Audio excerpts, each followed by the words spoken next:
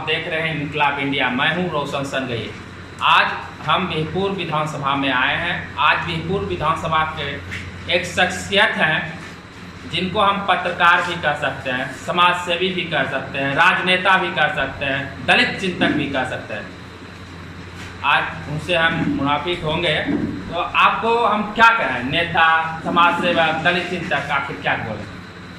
असल में बस इतना ही कह सकते हैं कि जो जनता की आवाज़ है, असल में हमारे यहाँ तो शिक्षा की कमी रही, तो आम आवाम जो नहीं बोल पाती है उसके जुबान को आगे लेकर के उनके सेवक के तौर पर। सबसे पहला इन्होंने अटैक की शिक्षा व्यवस्था पर, जो बिहार की शिक्षा स्थिति है उस पर आपका विचार है? बिहार की शिक्षा शुरू से जो देखेंगे आज़ादी के समय से लेकर के आज तक, तो शुरुआती दौर में अगर कहें तो एजुकेशन पर ध्यान रखा गया, लेकिन बीते दिन जैसे जैसे राजनीतिक लोग अपने स्वार्थ में गए, कुर्सी के स्वार्थ में गए, शिक्षा व्यवस्था नष्ट होती चली गई। उसमें सबसे बड़ा कारण आया प्राइवेटेशन का। जब प्राइवेटेशन बढ़ा तो सरकारी स्कूल के बजाय ध्वस्त होता चला गया, और उसके विपरीत आप देखेंगे कि प्राइवेट स्कूल डेवलप हुआ। सरकारी स्कूल को लेकर के जैसा कि 15 साल जिसको जंगल राज कहते हैं, नीतीश जी उसी जंगल राज के खिलाफ अपने सामने आए, और उन्होंने एक प्रोफेसर मुचकुंद दुबे की अध्यक्षता में एक आयोग गठित किया गया। अनिल सतगोपाल, मदन मोहन झा उस समय सेक्रेटरी थे, और उसकी सिफारिश लगभग 307 पेज का है। उसमें दिया गया कि समान स्कूल शिक्षा प्रणाली आयोग गठित किया गया था कि हम बिहार में एक बेहतर शिक्षा देंगे। निश्चित तौर से तीनों विद्वान थे, बहुत अच्छा रिपोर्ट किया। हम लोग अनिल सतगोपाल के साथ काम कर रहे थे एजुकेशन पर, लेकिन वो रद्दी की टोकरी में फेंक दिया गया। सरकारी बिल्डिंग तो बना, लेकिन सरकारी ध्वस्त जो एजुकेशन है वो पूरा का पूरा ध्वस्त हो गया। अभी केंद्र सरकार ने भी शिक्षा नीति लाई है। असल में जो शिक्षा नीति है वो शिक्षा नीति पूंजीपतियों के रास्ते पर ले जाता है, और जो बिहार का नहीं बल्कि पूरे देश के अंदर कहेंगे कि हमारे यहाँ देश की जो जनसंख्या है 80% कमोबेश जनसंख्या गरीब है, और गरीब विद्यार्थियों को पढ़ने के लिए अगर ज़्यादा पैसा दे कर पढ़ना पड़े तो ये संभव नहीं है। एजुकेशन किसी भी देश के जनता के लिए मौलिक अधिकार होना, जैसे खाना पानी है, रोटी, शिक्षा, मकान, उसी तरह शिक्षा जो है वो कंपलसरी होना चाहिए और फ्री होना चाहिए। ये स्टेट की एकदम से पॉलिसी होना। एजुकेशन एंड हेल्थ सबको फ्री होना चाहिए। हार्ट अटैक होना होगा, गरीब को उतना ही होगा, अमीर को भी उतना ही दर्द होगा। शिक्षा अमीर को भी उतना ही चाहिए, गरीब को भी उतना चाहिए। बेशक यह है कि अमीर कभी कुदाल चलाने सड़क पे नहीं जाएंगे, खेत में नहीं जाएंगे, लेकिन गरीब शिक्षा लेकर के भी खेत में कुदाल चलाएंगे। आपने शिक्षा पे बात की, आप युवा हैं, चलते शिक्षा के साथ हम बेरोजगारी पे भी बात करते हैं। आप आज देख रहे हैं कोरोना महाकाल था, अब और है भी, इसमें कितना आदमी बेरोजगार हो चुका है, आपका क्या राय है इस पर? कोरोना के आड़ में सरकार ने अपनी जो कमियां हैं, खमियां हैं, उसको छुपाने का काम किया है। हेल्थ सेक्टर में बिल्कुल सबके सामने आ गया है कि इसमें कितना इनका सड़ा हुआ व्यवस्था था, कि कोरोना की इस महामारी में आप लोगों को स्वास्थ्य की व्यवस्था नहीं दे सके। आपके पास कोई दूरदर्शिता भी नहीं थी। अगर दूरदर्शिता होती तो कोरोना जब विदेश से आया था तो सबसे पहले हवाई जहाज को रोक देते, रेलवे, बस, ये सब रोकने की जरूरत नहीं थी। आज भी रेलवे आप बंद किए हुए, बस तो चल रहा है, तो क्या बस से कोरोना बढ़ रहा है?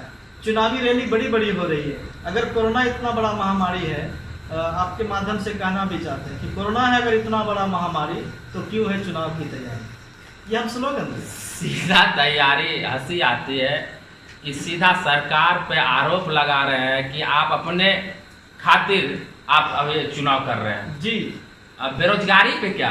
बेरोजगारी यही है कि जिस ये झांसे वाली सरकार है, जो नीतीश जी हैं, सुशील मोदी जी हैं, या उसके विपक्ष भी सब झांसे वाले हैं। अगर वो काम किए होते तो नीतीश आता ही नहीं, कांग्रेस अगर काम किया होता तो भाजपा आता ही नहीं। इन लोगों ने भी काम नहीं किया, और उसी रास्ते पर जो मौजूदा सरकार केंद्र की हो या राज्य की सरकार हो, उसी नीति पे काम किया है। बेरोजगारी इसलिए बढ़ी है। ऐसा नहीं कि हमारे बिहारी के पास हुनर नहीं है, हमारे बिहारियों के पास इतना हुनर है कि देश का निर्माण करते हैं अपने बल से, अपने बुद्धि से, अपने हुनर से। आज जाइए बिहार के बाहर, दिल्ली के बहुत सारे जितने भी मीडिया हाउस, मैक्सिमम पत्रकार कौन है? मैक्सिमम बिहार और नहीं देखिए, यूपीएससी हो, पत्रकारिता हो, और जो भी चीज आप फिल्म इंडस्ट्री में ही चले जाइए, लगभग आपका वहाँ 80 से 90% बिहारी है। जी, लेकिन हमारे यहाँ देखिए ना, जिस विधानसभा से मैं हूँ, इस बिहपुर विधानसभा में केला की बहुत बड़ी खेती होती है, आम की बहुत अच्छी खेती होती है, लीची की बहुत अच्छी फसल होती है, उतना ही में मक्का का बहुत बड़ा यहाँ हब है। इन सब को लेकर के फैक्ट्री बन सकता था, फैक्ट्री लग सकता था। हम जिस विधानसभा में है, इस विधानसभा में एक महिला कॉलेज नहीं है, एक पुरुष कॉलेज नहीं है, यहाँ पीजी की पढ़ाई नहीं होती है, तो कैसे होगा? शिक्षा में इतना जगह आप जाएंगे तो बहाली नहीं है, आप जाएंगे ब्लॉक के अंदर कर्मचारी नहीं है, बहाली वैकेंसी निकालेगा तब तो नौकरी होगा, रोजगार होगा। और आप जो कृषि आधारित उद्योग है वो नहीं लगाते हैं, कुटीर उद्योग को बढ़ावा नहीं देते हैं, ग्रामीण जो विलेज इंडस्ट्रीज है उसको बढ़ावा नहीं देते। हम तेल खाते हैं, सरसों का तेल राजस्थान का, हमारे हर एक गांव में कोल्हू का तेल चल सकता है कि नहीं? बिहपुर में हम लोगों ने मॉडल दिया है, हम वहाँ कोल्हू चलाते हैं, खादी भंडार में किराए पर भी। इसके लिए सरकार के पास आपने इसके बारे में कुछ संदेश दिए? सरकार क्या, मैं नीतीश कुमार के जो समय ग्रामीण विकास मंत्रालय थे उनके साथ बैठक हुई हमारी टीम से, बम्बई से डॉक्टर जीजी परेख आए थे, हरीश शाह आए थे, उन सब के साथ मीटिंग हुई। नीतीश जी से डायरेक्ट मिल करके हमने इन सब चीज़ों को कहा है, ऐसा थोड़ी कि उनको जानकारी नहीं। उन्होंने तो प्रोफेसर मुचकुंद दुबे आयोग बनाया भूमि सुधार को लेकर के, शिक्षा को लेकर के आयोग बनाते तो सब हैं।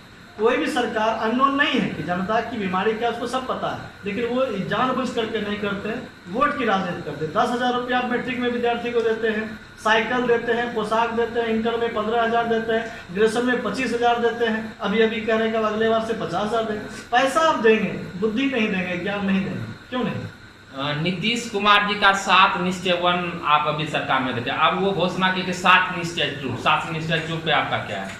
7 निश्चय सिर्फ उनका वोट का पॉलिटिक्स, जिसको लोक लुभावन पॉलिटिक्स कहते हैं, वो सिर्फ लोगों को लोक लुभाव। जैसे अब देखेंगे ना, मछली आपको फंसाना हो तो देखेंगे उसमें पहले बोल दिया जाता है, हम लोगों ने जोंक फंसा करके देता है, और फिर मछली, बड़ी मछली को फंसाते। तो ये क्या कर रहे हैं, बच्चों को साइकिल, पोशाक, राशि ये सब दे करके जल नल योजना चला रहे हैं।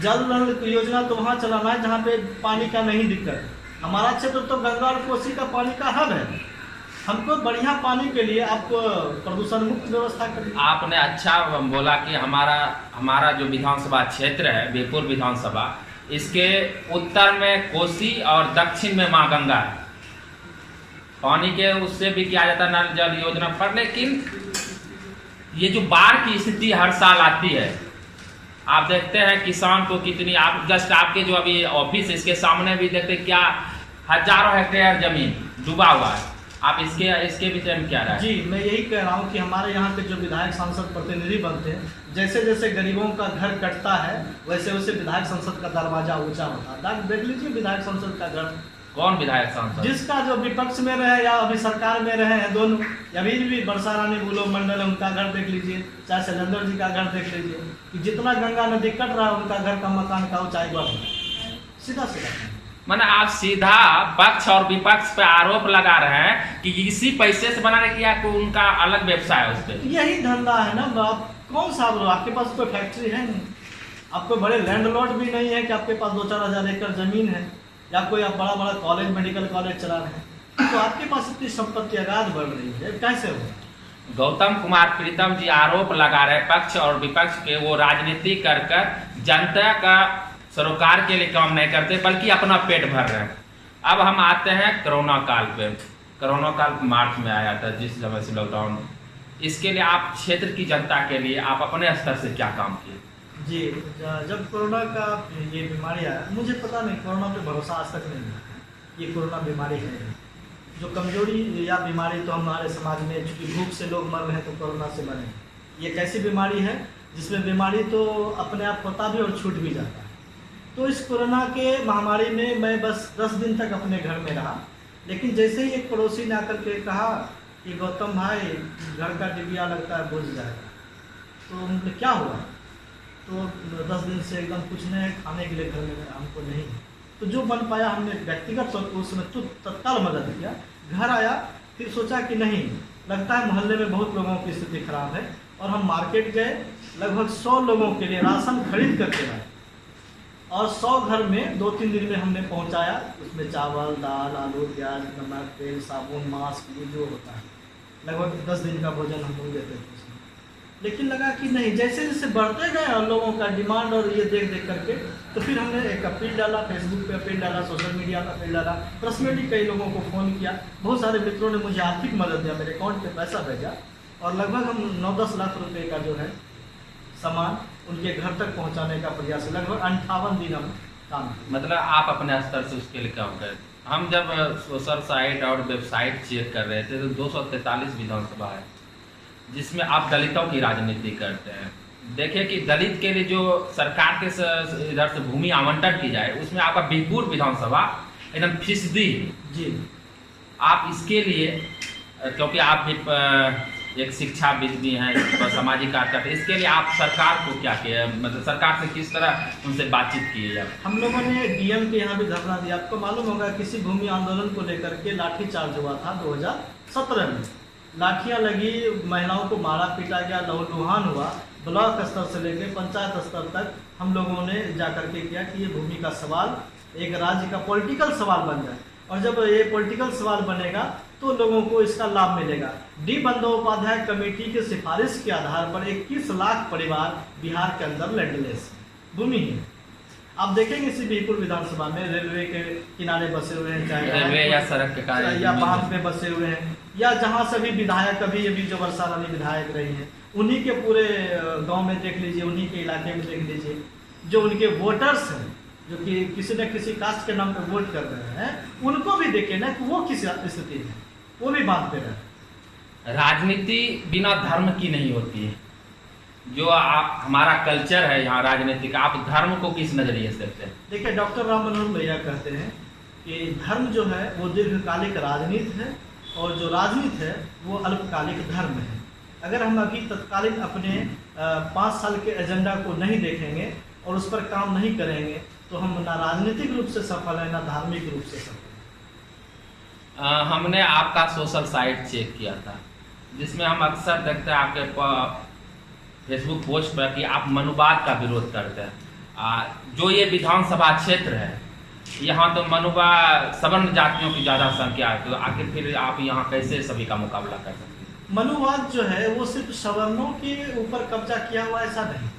मनुवाद तो पूरे इस कल्चर को एडॉप्ट किए हुआ है। मनुवाद ये है जहाँ पर कि वर्णीय व्यवस्था करता है। मनुवाद में आप देखेंगे ब्राह्मण, क्षत्रिय, वैश्य, शूद्र, पिरामिडीय व्यवस्था है। हम चाहते हैं समतामूलक समाज, जो हम सोशलिज्म का आइडियोलॉजी हमारा है, हम समाजवादी विचारधारा पे काम करते हैं। तो समाजवाद कहता है कि हम जैसे उंगली है, पता नहीं कि छोटा बड़ा नहीं, लेकिन कोई 20 फीट का नहीं है, कोई 2 इंच का नहीं है, मार्जिन है। तो लोहिया कहते हैं 1:10 में अगर अमीरी गरीबी है तो बहुत मार काट नहीं होगा, उसको बाद में 1:8 में किया जा सकता है, 1:100 में किया जा सकता है। हम लोग कहते हैं कि जात से जमात की ओर बढ़े। एक ही जाति के भीतर और 8-10 उपजातियां हैं, जाति के भीतर जाति है कि नहीं?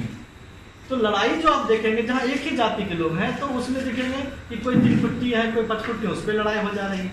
क्या आप जाति को खत्म करना चाहते हैं? जाति का विनाश चाहते हैं।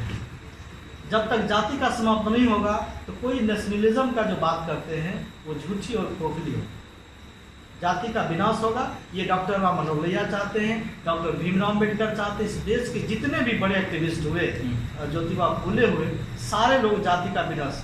आपको डॉक्टर भीमराव अम्बेडकर की किताब जाति का बीज नाश पढ़ना चाहिए। उन्होंने लिखा कि जाति का नाश कैसे होगा, तो उस पर उन्होंने लेख लिखा और उसकी किताब पढ़ना चाहिए। अब हमको भी पढ़ना चाहिए। और मेरा अगला क्वेश्चन है कि आज के समय में समाजवाद और कम्युनिस्ट जो कि लगभग समाप्ति की ओर जा रही है, आप देख भी रहे हैं, इस आखिर क्यों? समाजवाद या साम्यवाद जो भी हो, उसके अंदर जो अगर वो डाउन में जा रहा है, विचार में आज भी उतनी ही ताकत है। विचार आज भी दुनिया के अलग अलग हिस्सों में जब भी देखेंगे कि पूंजीवाद भी अगर संकट में जाता है तो समाजवाद का सहारा लेता है। तो निश्चित तौर से समाजवाद आज भी है, लेकिन समाजवाद के नाम पर अगर गौतम कुमार प्रीतम समाजवादी लिखने लगे और चरित्र मेरा पूंजीपति वाला हो जाए, चरित्र जो है हमें झूठा धोखा बोले, भैया उसको कहते हैं बहुत अच्छे कॉर्ड में कि कथनी और करनी में जो फर्क करता हो वो समाजवादी नहीं। परिवार के लिए जो जीता हो वो समाजवादी नहीं। कबीरदास का वो पंक्ति है, कबीरा खरा बाजार लिए लुकाठी हाथ, जो घर झारे अपना चले हमारे साथ। तो समतामूलक अगर समाज करना है तो अपने भीतर जो अहंकार है, जातिवाद है, धर्मवाद है, ये सब अपने घर के अंदर ही छोड़ करके तब आप सड़क पर आइए, तब राजनीति में आइए, तब इस देश का कायाकल्प हो सकता है। क्योंकि धर्म जो है वो व्यक्ति का निजी मामला है। आप अपने माता पिता को पूजते हैं या अपने सास ससुर को पूजते हो, आपका निजी मामला। लेकिन जैसे सड़क पर आते हैं तो हम संविधान को मानते हैं और हमारा संविधान कहता है हम भारत के लोग, कोई व्यक्तिगत नहीं। और वहाँ समाजवाद है, पंथ निरपेक्ष है, सब समाज की बात कर रहे हैं हम। और अभी जो आपका पक्ष और विपक्ष है, अभी जो राजनीतिक मुकाबला है, आपके सामने धन बल सबसे आपका जो पहलवान है, उसके सामने आखिर बिहपुर की जनता गौतम कुमार प्रीतम को ही क्यों चुने? जी, अगर गौतम कुमार प्रीतम को चुनना, अगर पैसा लेकर के वोट देना है तो जो पैसा दे रहा है आप उनको वोट करें। लेकिन अगर बिहपुर के मुद्दा पर चुनाव लड़ना है, यहाँ आम, लीची, मक्का, यहाँ पर जो है एक भी महिला कॉलेज नहीं है, पुरुष का भी कॉलेज है तो सिर्फ एक जेपी कॉलेज नारायणपुर में है, जहाँ से हमारे दोनों विधायक आते हैं, शैलेंद्र जी पूर्व में और वर्तमान में वर्षा रानी, और उनके जो पति अभी फिर से चुनाव में आ गए हैं, संसद को हारने के बाद फिर विधानसभा में आए। ऐसे तो उनको नहीं आना चाहिए था, जो सांसद हो गया फिर विधानसभा में क्यों आए। लेकिन वोट अगर दे तो इस आधार पर कि जे वो खड़ी प्रखंड में एक कॉलेज नहीं, दुर्भाग्य है ना सर, 25 साल से 30 साल से वहाँ पे विधायक हो रहे हैं और उस प्रखंड में कॉलेज नहीं। शर्म से उनको वोट नहीं मांगना चाहिए। और अगर जनता को आज भी लगता है कि नहीं इसको हराना और इसको जिताना है, इसी नाम पे वोट देना, तब उनको वोट करें। लेकिन अगर विकास के नाम पे चाहते हैं, क्योंकि विधायक को इतनी ताकत है कि अपने विधानसभा का वो विकास कर सके, वो संवैधानिक रूप से भी उतना ताकतवर है, और जो सरकार किसी की बनी, फंड तो जो विधायक का उसको फंड मिलेगा ही, करोड़ों का फंड होता है, तो उससे ये सब काम किया जा सकता है। तो हमारा ये बिहपुर से लेकर भागलपुर तक रेलवे चलता है। आज निशिकांत दुबे चाह रहे हैं कि कटरिया से होकर के कहलगांव तक चले, फिर किसी न किसी किसानों का जमीन जाएगा। यहाँ आपने हजारों एकड़ किसानों का जमीन लिया है। मैं पुराने रिकॉर्ड में जाएंगे तो पुराने जिनके पास जमीन होगा उन्हीं का जमीन गया होगा, तो उस पूरे जमीन हजारों एकड़ जमीन पे क्या हो रहा है, कोई काम नहीं है। अगर रेलवे को काम करना है तो उस पर दबाव बनाना चाहिए और रेलवे को भागलपुर से जोड़ना चाहिए। अगर नहीं बन पा रहा है तो वो सारे जमीन जितने हमारे यहाँ का लैंडलेस लोग हैं सबको बंटवारा कर। बिहपुर जो है आज़ादी की दीवानों की धरती रही है। जब आप विधायक बनिएगा, यदि जनता चाहेगी तो आप बनिएगा, यदि ना भी बने तो आप उस दीवाने के लिए क्या करना चाहते हैं? देखिए, उसके लिए हम बिहपुर महोत्सव करते थे। बिहपुर महोत्सव 2006-2007 में थी। फिर कई तरह से राजनीतिक हमले हमारे पर होने लगे। हमारे पिताजी शिक्षक थे, साधारण घर के, हम बहुत मजबूत घर से नहीं, तो पिताजी फिर बाहर भेज दिए बीपीएड करने के, हम अमरावती चले गए। फिर वहाँ से आए तो बिहपुर महोत्सव नहीं कर पाए। बिहपुर महोत्सव का उद्देश्य था कि जो आज़ादी के आंदोलन में अपनी कुर्बानी दी है उनको हम शीर्षस्थ पे ले जाएं। बिहपुर में जैसे अब बगल में सरबरसा गाँव, ठीक हमारे यहाँ से भी 1 किलोमीटर की दूरी पर, तो वहाँ लड्डू कुंवर शहीद हुए सीने में गोली खाकर, एक स्मारक नहीं है। उसके बाद आइए झंडापुर फौजी मंडल के नाम से एक स्मारक है, तो आज भी स्मारक पर कुत्ता टहलता है। भमरपुर चले जाएं, वहाँ पे 3 शहीद हुए, सदानंद झा है, वो शनिचर चौहान है, एक और है, 3 लोग शहीद हो गए। लेकिन वहाँ भी देखें एक गोल ऐसा चबूतरा बना हुआ है, दुर्गा मंदिर उतना बड़ा बन गया, लेकिन जिसके खून से अपने आज़ादी ली उसके नाम से कोई एक ठो वहाँ पर स्मारक नहीं है। ऐसे कई जगह, तो दशरथ महतो है, खुसरो मांझी हैं, कई लोग हैं, औलियाबाद से हैं, उनके नाम से कोई बिहपुर में एक स्मारक आप दिखा दीजिए कि जहाँ पे वो शहीदों का हो। हमने एजेंडा रखा था, हमने 3 दिन तक अनशन किया था बिहपुर में। उस समय MP थे बुलो मंडल और शैलेश कुमार और बुलो मंडल जी, और विधायक थे इंजीनियर शैलेंद्र जी। वो दोनों आए, शैलेंद्र जी हमारे पास बैठे, वो बैठ करके वहाँ पर वादा किया कि नहीं गौतम, हमने कहा था एक सत्याग्रह स्थल यहाँ पर बनाइए बिहपुर में, ब्लॉक के पास बहुत सारा जमीन है, एक छोटा सा पार्क बनाए, एक शिलालेख बनाए, उन सारे लोगों को चारों तरफ से सबका जीवनी लिख दीजिए और ऊपर में एक भारत अशोक स्तंभ दे दीजिए। कम से कम हमारे बिहपुर के जो नए नौजवान हैं वो अपने ही नायकों को नहीं जानते कि हमारे कोई शहीद भी हुए। हर एक गाँव में चले जाइए, आप पत्रकार हैं, आप पूछ लीजिए कि आपके गांव में कौन शहीद हुए, जरा नाम बताइए, तो नहीं बताए, कोई बड़े बुजुर्ग नहीं बता सकते, नौजवान नहीं बताता। जबकि डॉक्टर राजेंद्र प्रसाद की किताब है बापू के कदमों में, 20वां अध्याय पूरा का पूरा बिहपुर पे लिखा हुआ। उन्होंने लिखा है, वो उनका यात्रा वृत्तांत है कि जब हम बीरपुर गए थे तो क्या क्या देखा था, क्या क्या हुआ। यहाँ पर 20 जो है टॉमी फॉर्स को यहाँ पर काट करके गंगा में बहा दिया गया। यहाँ पर जमींदारी जो लगना था लगान, उसका विरोध हुआ। बहुत सारा इतिहास, बीरपुर तो इतिहास का गढ़, कौन नहीं आए। भूदान के विनोबा जी आए, जयप्रकाश जी आए, लोहिया आए, गांधी आए, तो अब्दुल वारिस सिद्दीकी, कौन नहीं आए, बहुत सारे लोग। हम आपसे आज आग्रह करते हैं कि हम किसी ना किसी दिन आपसे आज़ादी के दीवानों पर बात करेंगे, क्योंकि अभी राजनीतिक सरगर्मी है।